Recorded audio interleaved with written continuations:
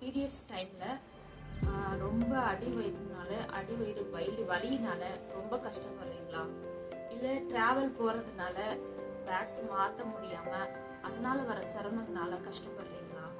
இல்லை துர்நாற்றம் வீசுறதுனால ஃபங்க்ஷன்லேயோ சில இடத்துல பப்ளிக்லேயோ நீங்கள் அசிங்கப்படுறீங்களா?